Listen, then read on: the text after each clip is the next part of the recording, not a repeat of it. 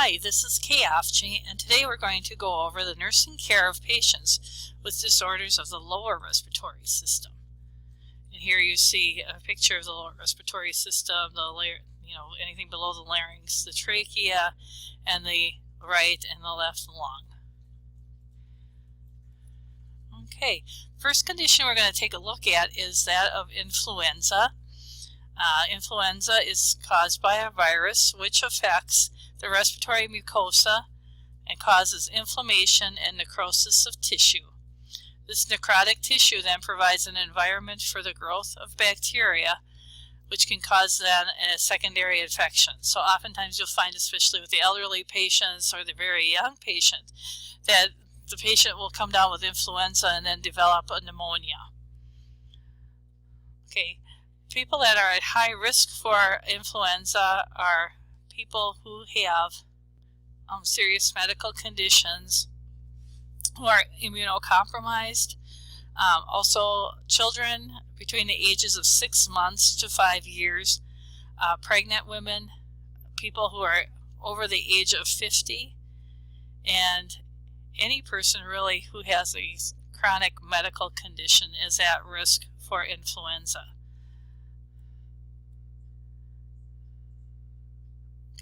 Symptoms of the illness are headache, fever, chills, and muscle aches. And usually the diagnosis of influenza is made based on the clinical findings, and also a viral culture for influenza can be done. People who are at high risk for contracting influenza should be certainly encouraged to get the flu shot. People who are healthcare providers and can easily transmit the influenza virus to compromised populations, of course, should be immunized as well. Another lower respiratory disorder is pneumonia. Pneumonia is the inflammation of the lung with exudate, or interstitial inflammation of the lung with edema. It may affect one or both lungs, or it can just affect one lobe of a lung. It's classified as community-acquired or hospital-acquired. Hospital-acquired pneumonia, otherwise known as a nosocomial pneumonia, refers to pneumonia that is contracted by a patient who's in the hospital at least 48 to 72 hours after being admitted. So they're coming in with a condition, not the pneumonia, but a different condition, and then the patient develops the pneumonia. It is usually caused by a bacterial infection rather than by a virus. One of the Joint Commission standards or guidelines gears itself towards decreasing hospital-acquired or nosocomial infections. So it's such an important feature of our nursing care to try and prevent our patients admitted into the hospital from contracting or developing pneumonia. Again, generally speaking, though, pneumonia can be caused by either a virus or a bacteria. Here we see the graph of the pathophysiology of pneumonia. It starts with an infectious agent or foreign substance. It can also be caused by aspiration of gastric contents, which causes the inflammation of pulmonary tissue.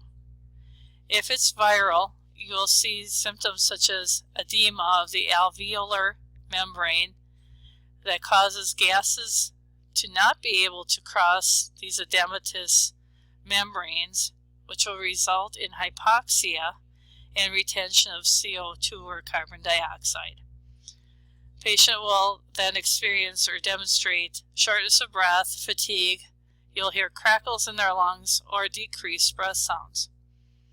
If it's bacterial, the alveoli fill with exudate from inflammation caused by the bacteria. Air cannot enter the fluid-filled alveoli, and this results in then hypoxia and carbon dioxide retention. and the patient again demonstrates the symptoms of shortness of breath, fatigue, and has crackles in their lung sounds or decreased breath sounds. Nursing management of pneumonia. Again, our goal is to promote oxygenation. That can be done by positioning the patient so that they're sitting up. It can involve administering supplemental oxygen to maintain their oxygen saturation above 92%. Nursing management is also geared at controlling the temperature, so we can try to alleviate a temperature usually of about 102 Fahrenheit. We don't want to treat a temperature, too quickly, because it's part of the patient's body infection fighting mechanism to run a temperature. But if it gets too high, we can administer Tylenol if it's ordered, or we can contact the physician for an order for Tylenol. We want to make sure that we maintain the patient's nutritional and fluid intake. It's important that the patient not become dehydrated, because if they do become dehydrated, the secretions in the lungs will become thickened and much more difficult to cough out. And if the patient's not appropriately nourished, their immune system won't be able to fight off the infection. We also want to provide adequate rest and monitor their vital signs and their respiratory status for improvement, or if they become to deteriorate even more, so that we detect that early on. We want to relieve pain, especially patients will complain of pain with coughing, so their chest will be sore, and that we can use a non-steroidal anti-inflammatory to treat. We want to make sure that we provide good oral hygiene.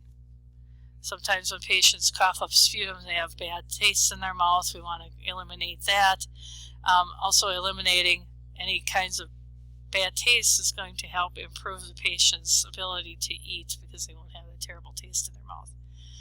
We want to prevent irritation of the lungs by smoke and other irritants, so we want to discourage the patient from smoking and the family as well. And we also want to teach the patient to avoid secondary bacterial infections, so good hand washing, that type of thing is very important.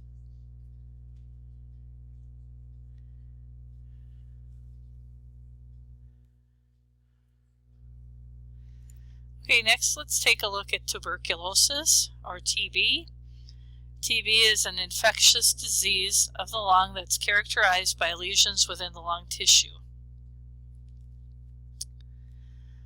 Symptoms include low-grade fever in the afternoon, weight loss, night sweats, and hemoptysis, or bloody sputum. The diagnosis is made based on a positive MAN2 test, which means the greater than 5 millimeter diameter swelling at the site of injection 72 hours after the injection, and that's a dermal injection. The positive test does not indicate if the TB is active or inactive. The active disease is diagnosed based on sputum specimen or gastric washings. And the sputum specimen for tuberculosis is done by collecting the sputum early in the morning. So like I say, the diagnosis is based on the tuberculin skin test. And it can also be based on X-ray results and sputum culture.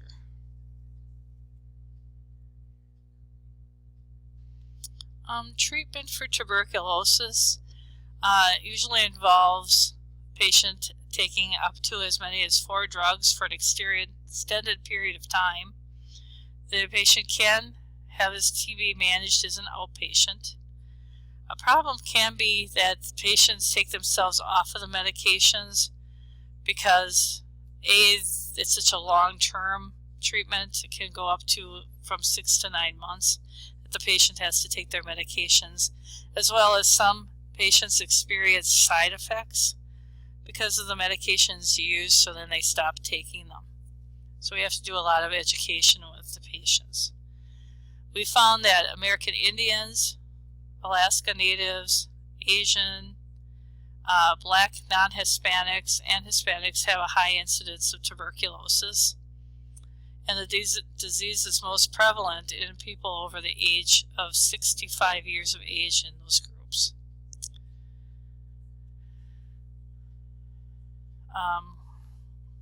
Nursing management of the disease, again, would be to control the spread of the infection, to teach them, good hand washing, that type of thing, promote immunity through the use of good nutrition and rest, and then providing emotional support and letting them know that it's a long-term treatment, but the disease can be cured.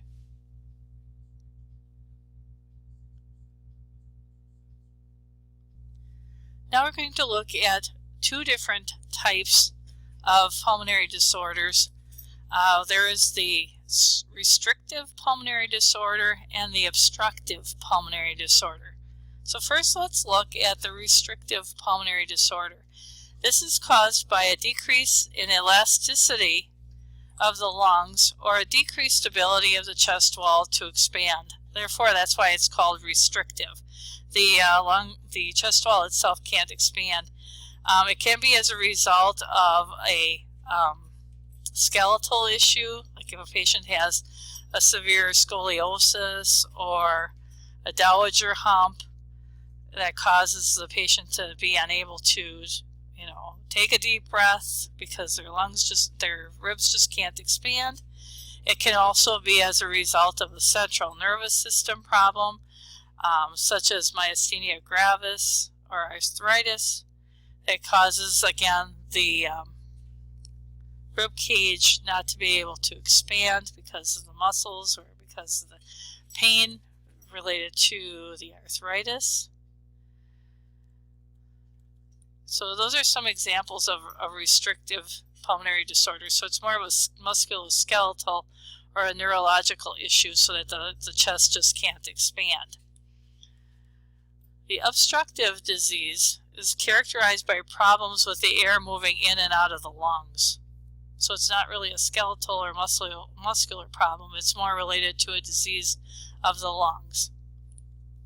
And the different types of obstructive pulmonary disorders are chronic bronchitis, asthma, emphysema, and atelectasis.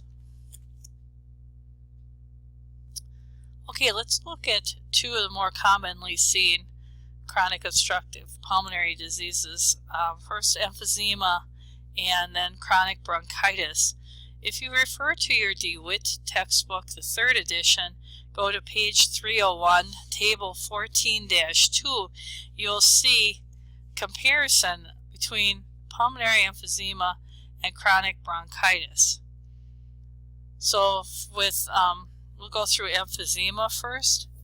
With emphysema, normally the age of onset is between 40 to 50 years of age.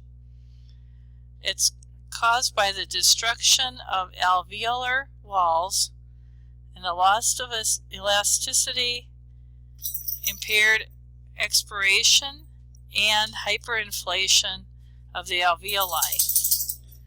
The health of the person is generally healthy. Usually they do have a history of smoking. They do have a barrel chest. They may have some weight loss, but it usually occurs later in the disease.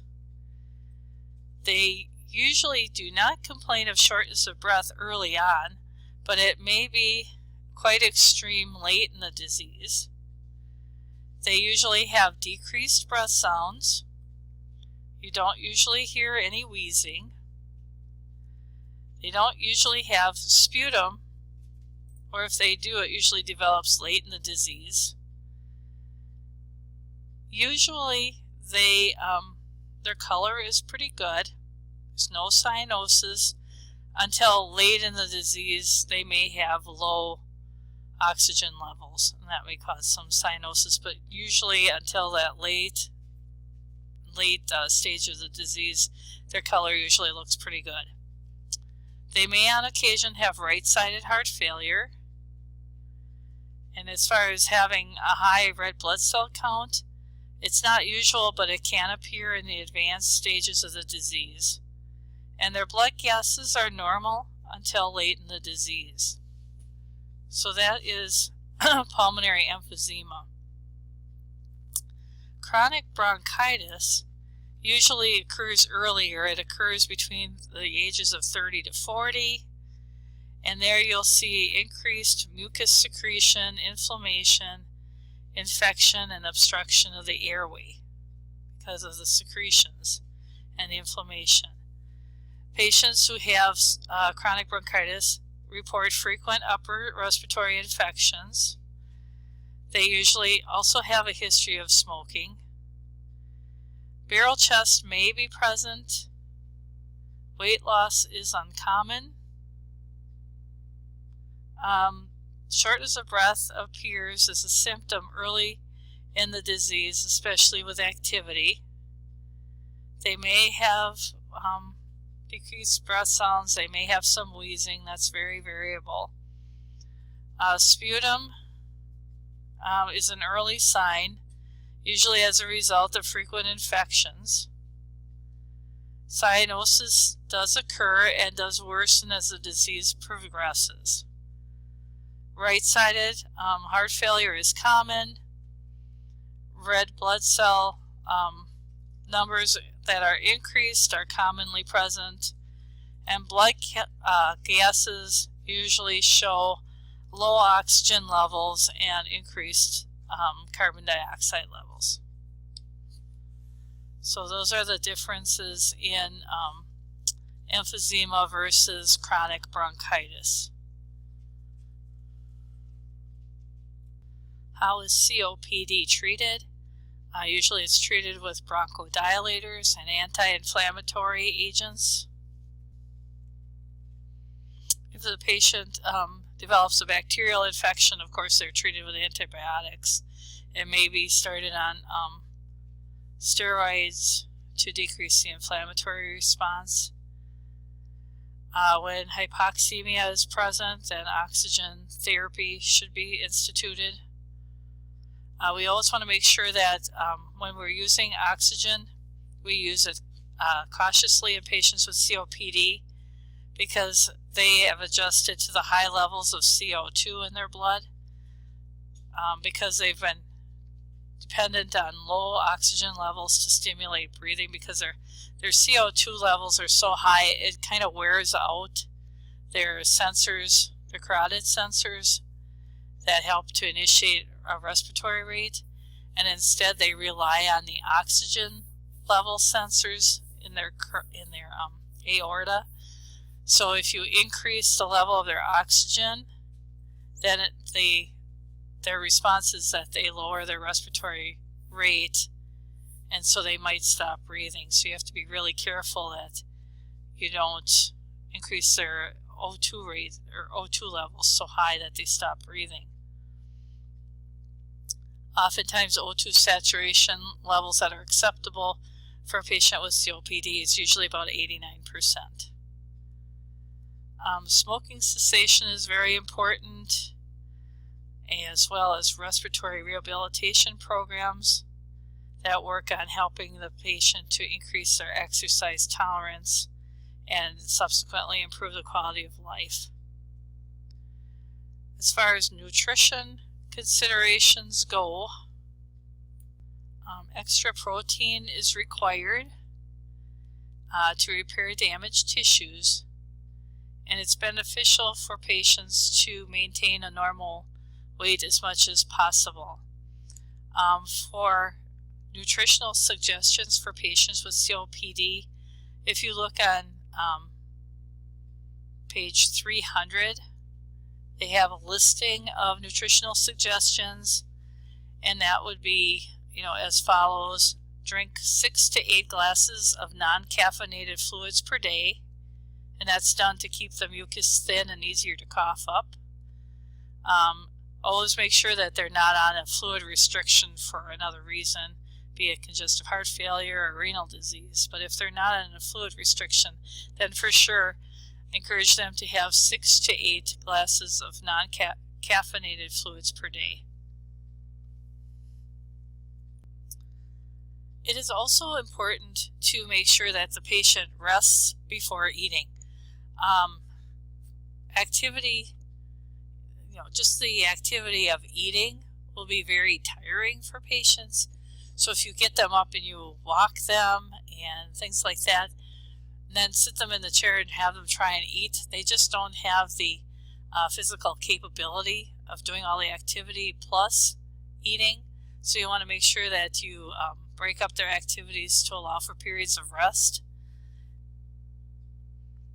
Okay, you want to teach the patients to avoid overeating or avoid foods that cause gas or bloating, because a distended stomach is going to impair their ability to breathe.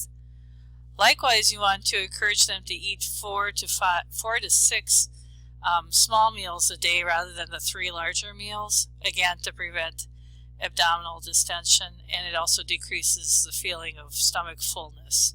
It also will help to reduce fatigue. We want to encourage them to eat a well-balanced diet with adequate protein to help again repair damaged tissues. We want to teach them to avoid lying down for an hour after eating. If we teach the patient, if they become short of breath while eating or right after, they should start the practice of clearing their airway an hour before eating, taking smaller bites and chewing food slowly. Choose foods that are easy to chew so they're not, working so hard at chewing their food and eating. Drink beverages at the end of the meal rather than during it. Patients should be taught to take in sufficient amounts of calcium via dairy products because if they're on steroid medications, it puts them at risk for osteoporosis. And then also teaching the patient to cook their foods when they feel most energetic, and to make extra portions of food and freeze them so that they can reheat them again for future dinners. And that helps to conserve their energy as well. Now, there are other complementary and alternative therapies to treat especially emphysema. Ginger and cinnamon are aromatic digestives that provide benefit for emphysema patients, and in very small doses. Chili and garlic can also be useful as a mucolytic to break down the mucus. Now let's take a look at the complications of COPD. The first complication we'll look at is cor pulmonale, which is an enlargement of the right side of the heart, and this is caused as a result of pulmonary hypertension caused by constriction of the pulmonary vessels in response to hypoxia. So to overcome the increased pressure that develops in the lungs, the right side of the heart has to pump much more forcefully, and this increased activity or increased pumping of the heart causes the heart muscle to actually enlarge.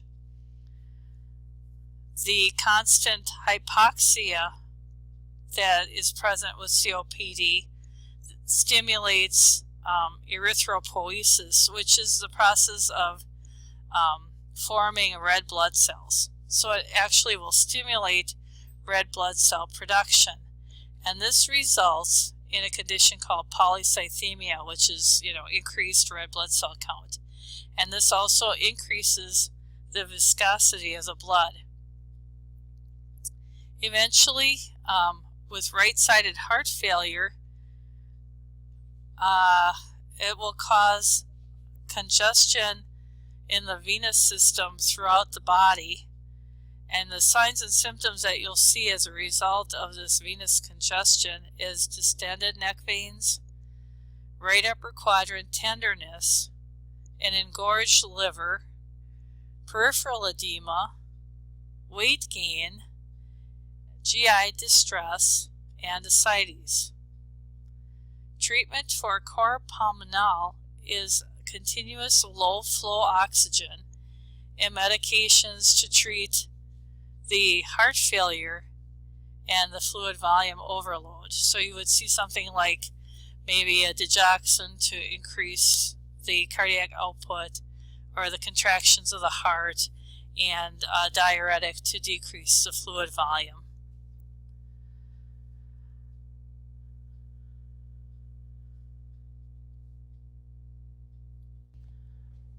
Pneumonia can also be a complication of COPD related to the patient's inability to mobilize their secretions from the disease, which would lend itself to a prime medium for bacteria to live and multiplying that just cause the bacterial infection. Another complication is peptic ulcer and gastroesophageal reflux disease, again related to long-term use of bronchodilators as well as corticosteroids.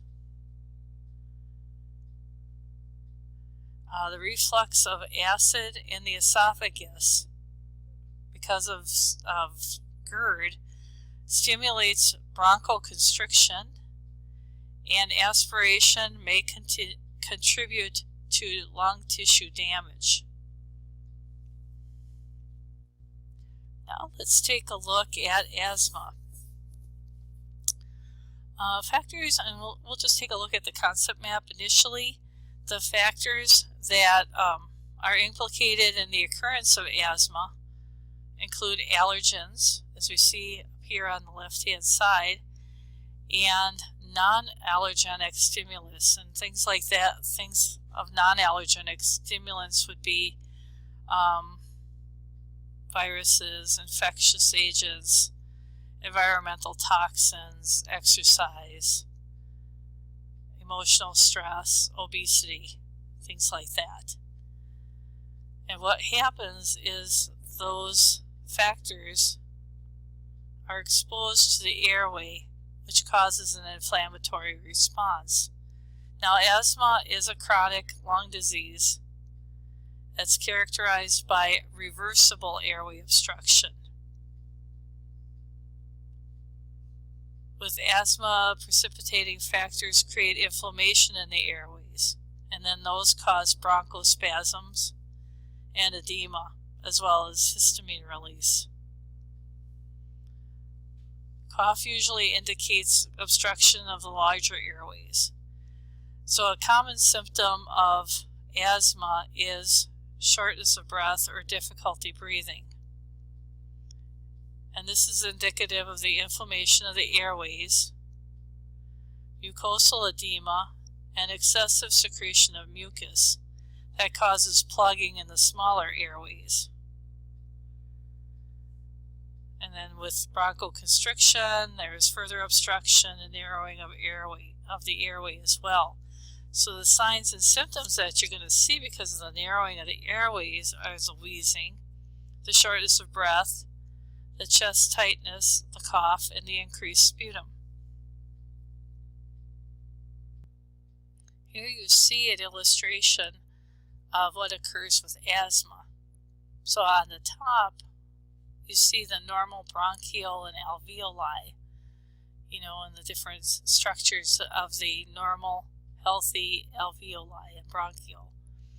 The bottom picture shows what happens when asthma is triggered by exercise, infection, or allergies.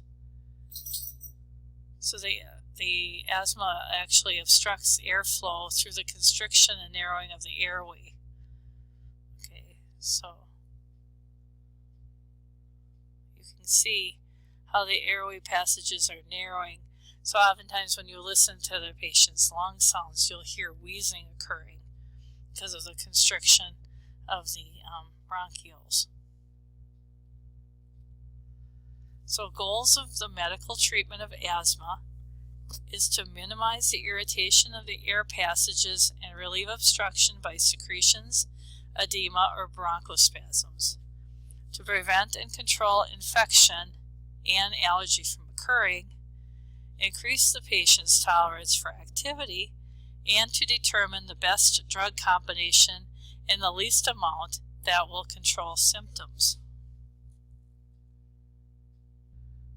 When we look at different types of medications to control symptoms, patients are often on bronchodilators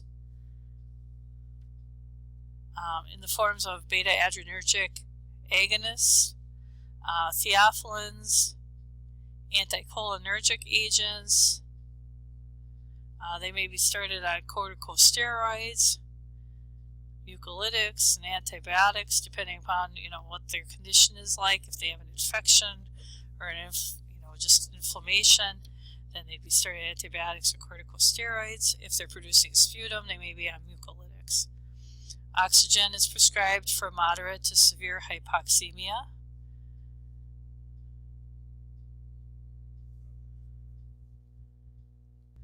Our goal for our patients when we're administering oxygen to an asthma patient is to have the O2 sat at least to 92 millimeters of mercury or greater.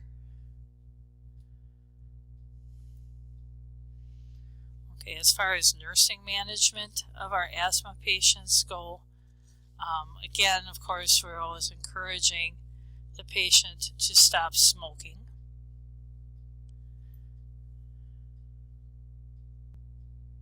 The patient also may need psychosocial assistance, and that they need to adjust to alterations in their lifestyle.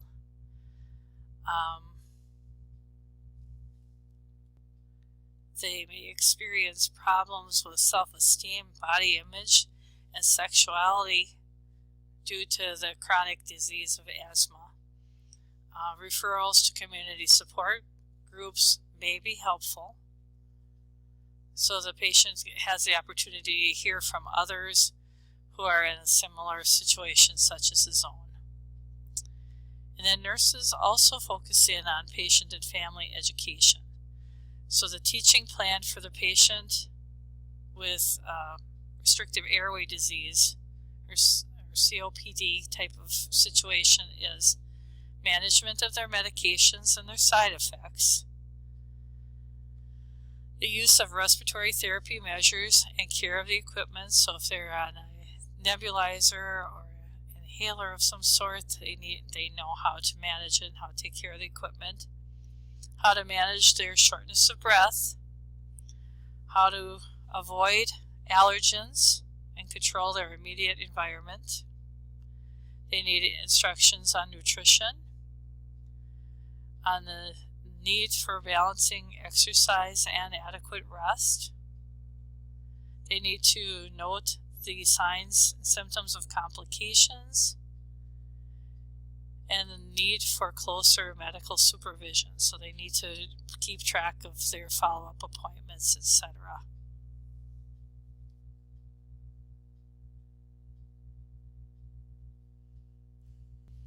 Patients who have asthma are instructed on how to use a peak flow meter. A peak flow meter helps to determine the drug dosage needed to control the asthma. So as they're breathing into this meter, it tells them if their respiratory status is adequate or not. So it helps determine if the drug dosage needs to be increased or if the patient's doing fine. It also helps determine if the therapy is effective, and it helps to detect airflow obstruction before it becomes serious and requires hospitalization. Okay. Normal peak flow values are based on the patient's age, gender, height, and underlying lung disorder.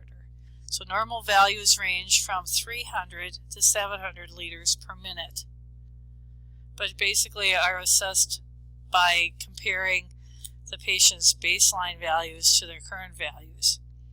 So while standing or sitting upright, the patient exhales into the mouthpiece and a small arrow points to the maximum expiratory flow volume on that meter. The peak flow meter, again then, if the peak flow is not where it needs to be, it indicates that either the medication is not effective or maybe the dosage needs to be increased. Or maybe they're sustaining a problem and need to see a physician before the problem becomes serious. So now let's think about this for a bit. On initial admission assessment of a patient with acute exacerbation of COPD, the nurse is likely to expect which signs and symptoms and select all that apply. Tensing of the shoulder muscles, inability to tolerate sitting up, flaring of the nostrils, complete sentences with no effort, and sternal retractions. So which of those signs and symptoms would indicate that the patient is having a problem with their COPD? Okay, give you a second to look at that. And now the answer would be 1, tensing of the shoulder muscles, 3, flaring of the nostrils, and 5, sternal retractions, all indicating that the patient's having difficulty with their COPD. Okay. Now let's look at other pulmonary vascular disorders. The one that we're going to take a look at in this course is pulmonary embolism, which occurs when a pulmonary vessel is plugged with a mass or with a blood clot. The emboli can occur in either solid, liquid, or gas forms, and can occur as a result of a fracture of a long bone, which may result in a fat embolus, or from amniotic fluid during childbirth, from air introduced through a central line, or from clots that are formed elsewhere in the body, such as a deep vein thrombosis. Regardless of the cause of the embolus, there's an interference with blood flow in the lung distal to the point from where the embolus is lodged, so the blood isn't able to get past that obstruction. The consequences of pulmonary embolism can be either minor or they can be life-threatening depending upon how large of an artery is blocked. Older adults are especially prone to developing DVTs because they are immobilized, possibly as a result of surgery or because of a major illness. Other causes are long airplane flights and sitting for prolonged periods of time with legs crossed. Every hospitalized patient is assessed for their risk for DVT, and prophylaxis treatments are initiated to prevent DVT from forming. Signs and symptoms of a pulmonary embolism depend, again, like I say, on the size and location of the clot in the lung. General symptoms are respiratory distress, chest pain, cough, bloody sputum, and anxiety. They may also experience hypotension, tachycardia, and confusion. The diagnosis is made by ruling out other problems. The D-dimer test is recommended if the PE is initially suspected. What a D-dimer test is it tests the blood for chemicals that indicate that a clot is breaking down in the system. It doesn't necessarily indicate where the clot is, it just shows that there's a clot that's breaking down. Another diagnostic test that could be done is a CT of the chest, or an x-ray of the chest as well. As far as treatment goes, oxygen therapy is used to increase O2 sats. Patients may be started on anticoagulant therapy. They may be started on intravenous heparin and warfarin, or maybe even Xarelto to prevent other clots from forming. In some cases, they may be given a thrombolytic to dissolve the blood clot. Other things that they can do, they can also insert an inferior vena cava filter to prevent future blood clots from traveling to the lungs from the lower extremities. Nursing management for pulmonary emboli is, first of all, to remain calm and stay with the patient, raise their head of the bed to a high Fowler's position, begin low-flow oxygen therapy, assess their vital signs, notify their healthcare provider, make sure they have a patent peripheral IV, and administer heparin when it's ordered. May want to prepare the patient for diagnostic testing as is ordered. Prevention, like I say, is probably the best treatment if we can keep the patient on prophylactic interventions such as SCDs, early ambulation, anticoagulants, vascular exercises, things like that, to help prevent the DVT from occurring. That will help decrease the likelihood of a pulmonary emboli. Next, let's look at chest injuries. We have pneumothorax and hemothorax. A pneumothorax is the puncture of the pleural membrane that surrounds the lung that allows air to rush in and causes the lung then to collapse. And therefore, it impacts the patient's ability to breathe. A hemothorax is the presence of blood within the pleural cavity from laceration. Both are treated with the insertion of a chest tube that's attached to a water seal drainage system. So in this picture you see a picture of, A is a pneumothorax, often located in the upper part of the lung. As the air travels upward, you're going to see the pneumothorax situated in the upper lobes of the lung. And B, is a picture of a hemopneumothorax where there's a little bit of air, but mostly it's blood. Oftentimes it's situated in the lower part of the lung because, again, the fluid's going to sit lower than the air is going to travel upward. And it's treated with the insertion of a chest tube, which is attached to a closed drainage system. We talked a little bit about a chest tube at the beginning of this learning plan.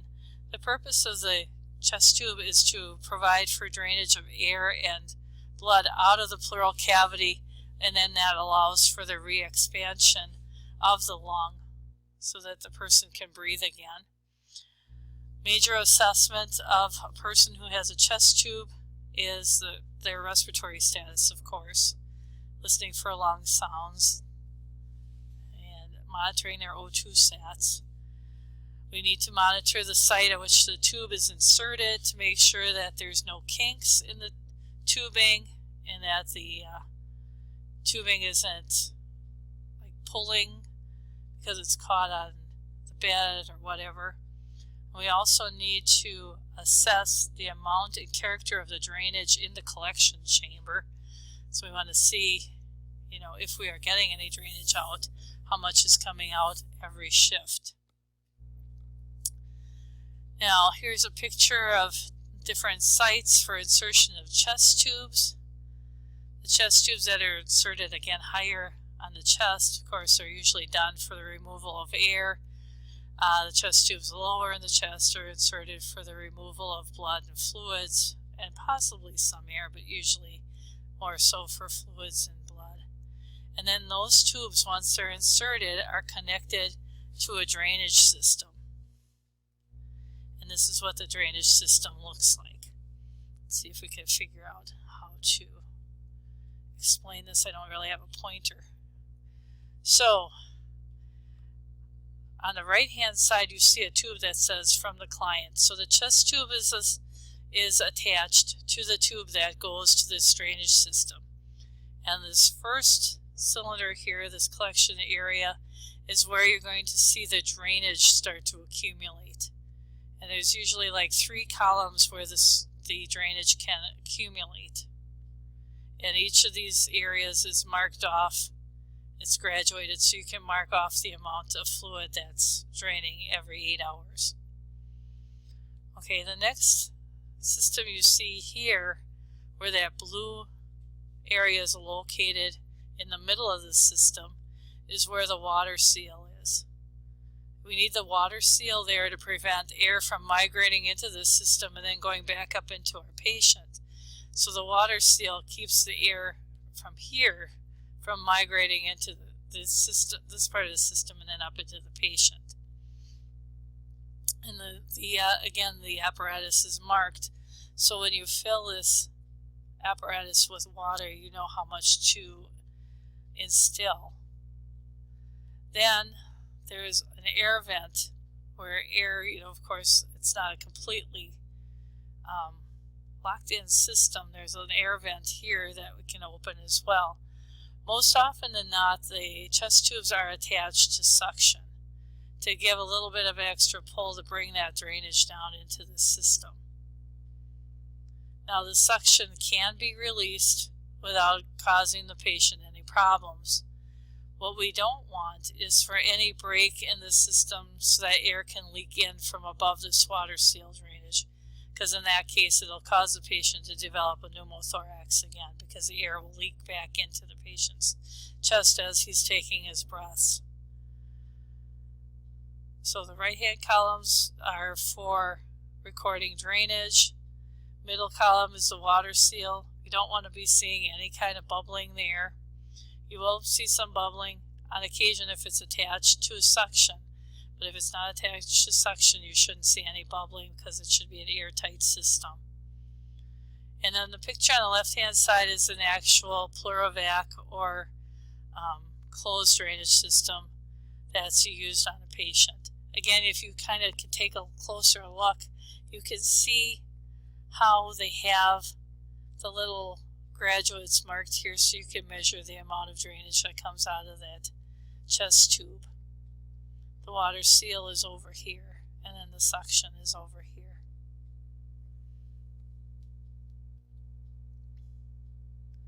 When you're caring for the patient, again with a chest tube, the apparatus has to remain airtight with the connections all taped.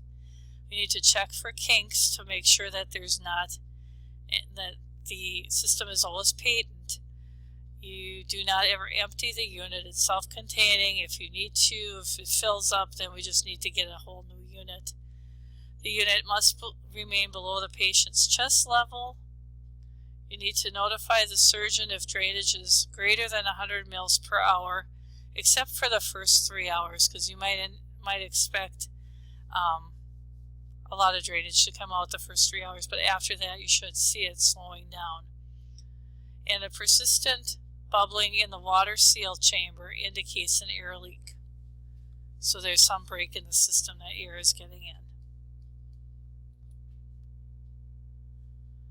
Okay, and finally we're going to talk a little bit about common therapeutic measures such as intrathoracic surgery. So if a patient's going to have a lung removed, for example, our preoperative assessment, of course, would be to assess their respiratory status. And then after the surgery is done, we would be observing for signs and symptoms of a hemothorax or a pneumothorax and respiratory distress. So what kinds of signs and symptoms do you think you would see if the patient had a pneumo or hemothorax?